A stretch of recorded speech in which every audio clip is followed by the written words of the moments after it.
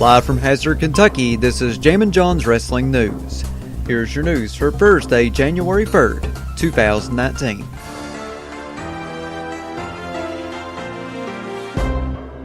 We start off with some breaking news in the professional wrestling world.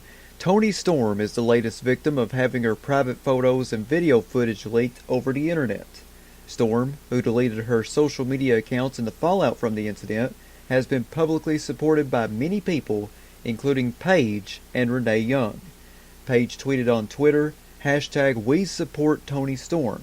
From someone that has experienced the same thing, I strongly support you, girl. It's going to be hard and people are going to be mean because they don't understand. But you're a strong, talented woman. You'll get through this. Your future is too bright to be dimmed. And Renee Young tweeted, #We support Toni Storm. We're here for you, girl.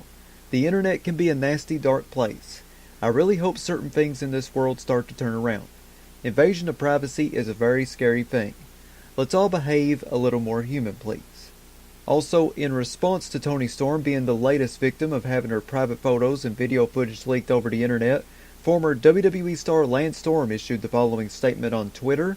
Lance Storm said, "To anyone who has had their privacy violated with leaked photos or videos, while I can't fathom how horrifying it must be initially, like everything in life, it will blow over.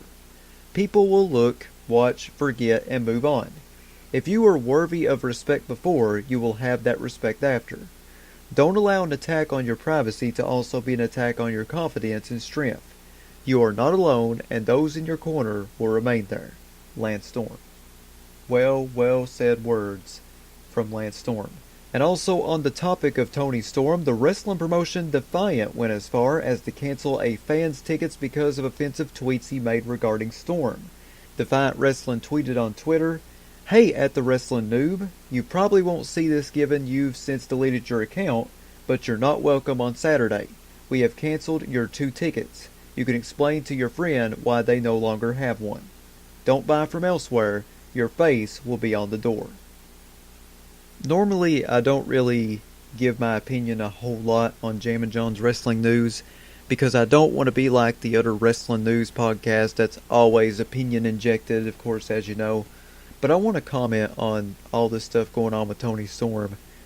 A lot of people really do not know how much it affects the victim's mental health.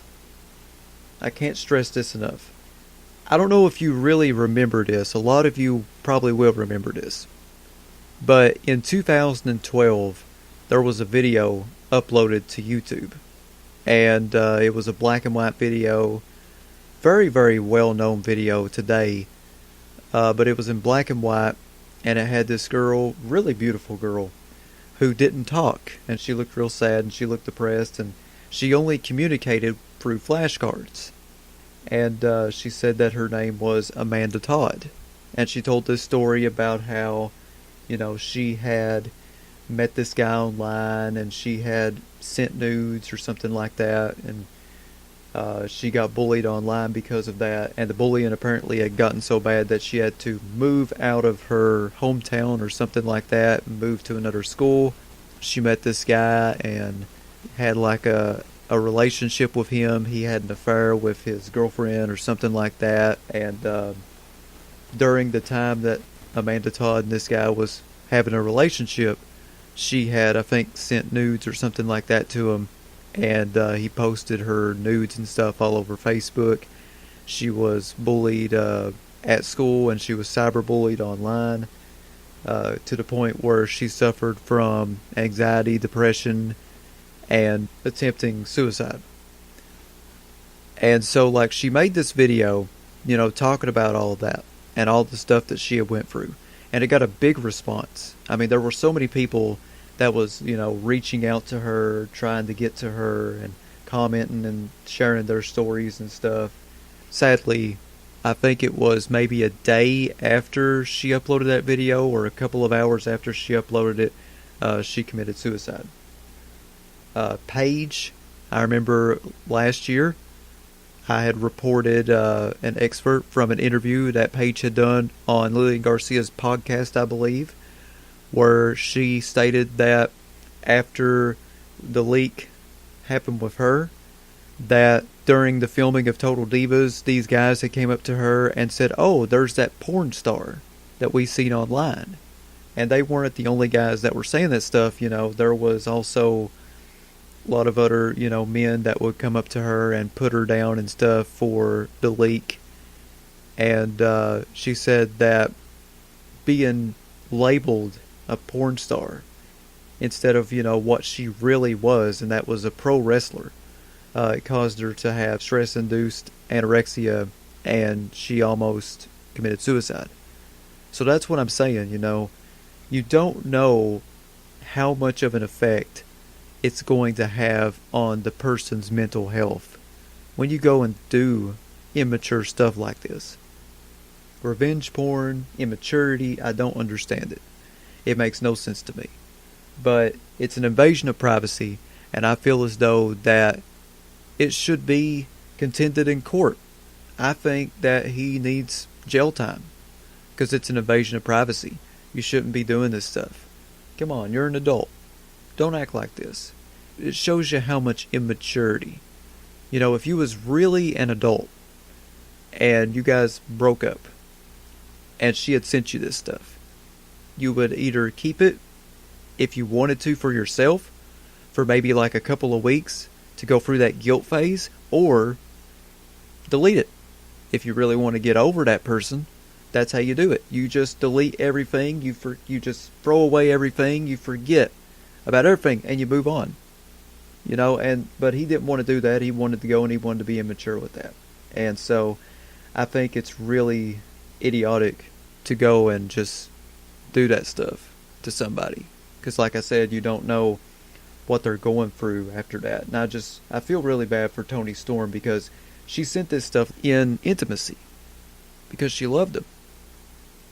And he took it to try to destroy her reputation and to get these perverts out here to lust and stuff. And it's just sad. Very sad. I don't know what's wrong with our society. I don't know why we got to do that stuff. Why we got to do these immature tactics. But I really hope that we evolve as a society in a better way than that. So Toni, I want to send good vibes and well wishes out to you. Don't pay attention to all these idiots and perverts online. You just keep doing you. You keep wrestling. You got a bright future ahead of you in pro wrestling. Keep your head up. The following press release was sent out today. The Elite announces Double or Nothing event rally in Jacksonville on Thursday, January 8th at 5 p.m. The new All Elite Wrestling poised to change wrestling's landscape. All Elite Wrestling, the new wrestling promotion headlined by members of the Elite today, announced plans for a special Double or Nothing event rally in Jacksonville, Florida. The event, which is free and open to the public, will take place on Tuesday, January 8th at 5 p.m. Eastern Time outside TAAA Bank Field in Parking Lot J near Gate 1 adjacent to the TV compound.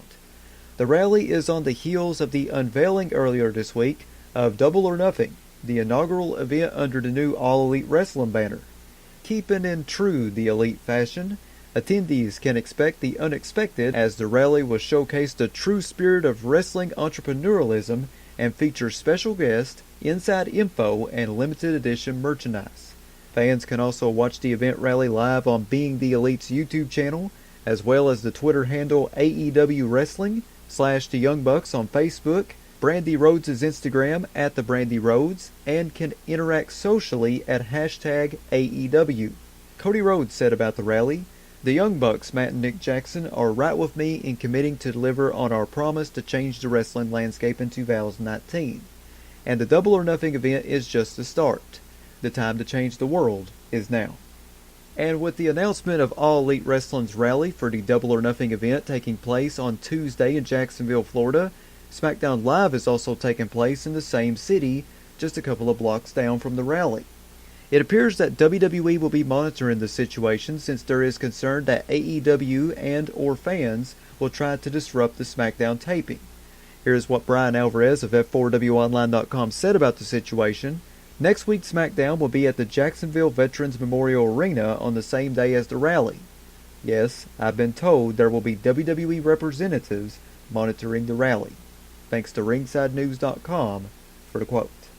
Also, there is currently internet speculation that Bill Goldberg is one of the major names that is in talks with All Elite Wrestling due to agent Barry Bloom rumored to be involved with the promotion. Several people have pointed out that Goldberg and the Double or Nothing Twitter accounts are also following each other. Additional details have come out about the death of Mean Gene Okerlund yesterday. According to TMZ.com, Okerlund suffered multiple broken ribs during a fall at his Florida home just a few weeks ago. Okerlund's condition got worse and he was admitted to a nursing home just 4 days before his death. When Okerlund had trouble breathing, he was rushed to the hospital, which is where he ultimately passed away. This week's edition of Smackdown Live on New Year's Day drew 2.91 million viewers, which was above the 1.904 million viewers for last week's show. With the New Year's Eve Raw drawing 1.968 million viewers, SmackDown also outdrew Raw for the second week in a row. And finally, here on Jammin John's Wrestling News, Bryan Alvarez of F4WOnline.com recently discussed WWE possibly making changes to the New Day's act in 2019. Bryan Alvarez said, "Vince is back thinking about switching up the New Day again. He thought about it a year ago and did nothing. Now he's thinking about it again. The act has been the same for years and years and years. There could be some changes for the New Day in 2019. Bryan Alvarez continued on by saying, "Just remember that this is Vince and he changes his mind on a daily basis, but last week he was thinking about doing something different with the New Day." Thanks to WrestlingNews.co for the transcription. That is your news for Thursday, January 3rd, 2019. Check back here later for the results of Wrestle Kingdom. I will have those results. I don't know for sure if I'm going to be able to watch the entire show because I don't really have really good internet at the moment. I tried to get the episode from yesterday on at a better time, but the internet is so bad here right now that I literally didn't get to upload it till 5 a.m. So I might not be able to watch the entire show, and it might be a little while before I can actually upload Wrestle Kingdom's results, but I will have those out, so stay tuned to Jammin John's Wrestling News for those on Amazon Alexa devices, Spotify, YouTube, Stitcher, and iTunes. Follow me on Twitter at John Caldwell, JONCOLWELL. Follow me on Instagram, The Jammin John. If you'd like to sponsor Jammin John's Wrestling News or your wrestling promotion, want to get your next big event out, you can email me, jzcaldwell@gmail.com. That's JZCOLWELL@gmail.com. Big shout out to Ryan Hurdle and Tony Nelson for subscribing to my Patreon. You too can subscribe to me by going to patreon.com/jamminjohn. I have free packages on there ranging from free to $7. Not a whole lot of money. I would really appreciate it if you supported me a little bit financially. Once again, that's patreon.com/jamminjohn. This is Jammin John saying thanks, goodbye, and I'll see you later with the results of Wrestle Kingdom.